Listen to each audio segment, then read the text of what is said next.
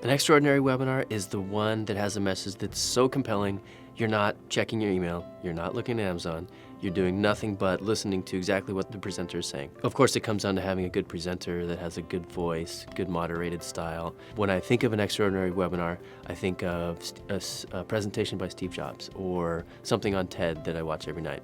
It's friendly, it's open, it's engaging, and it keeps me captivated from start to finish. Keeping them engaged, it really comes down to the quality of the presentation, the quality of the speaker, the sound of their voice, how they engage with the audience. If it sounds like they're reading from a script, it's probably because they are. They need to sound human, they need to sound authentic. So that's the listening. The other senses come into play as well, the visual aspect.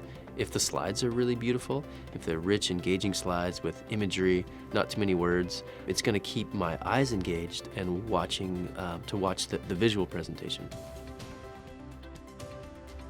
What I try to do is engage my audience with some friendly banter up front.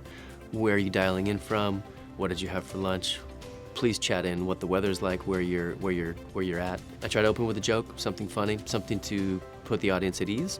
Sometimes I'll open with a surprising image that doesn't relate to the webinar and have an anecdote that will tie it back in. Throughout the presentation, I try to sprinkle through some roadmap signs and some markers for the audience to follow me.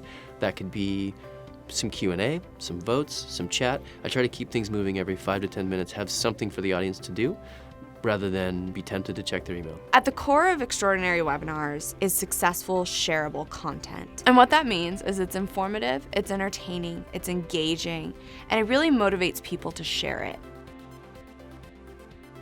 Prospects need to engage with about 8 to 12 pieces of content in today's buyer's journey. And what that means as a marketer is that you really have to create content at all stages of the funnel. You'll create top of funnel content that really drives large audiences and generates demand and interest in your business. But then you'll also have to create mid and late stage content that really will be the foundation for MQLs and really help increase your closed bookings.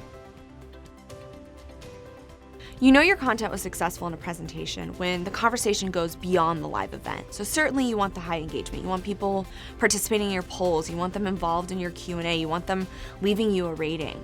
But really successful content lays the foundation for future conversations. People start following your corporate blog. They start following you on social. They send you an email to follow up. That means you had a really successful presentation.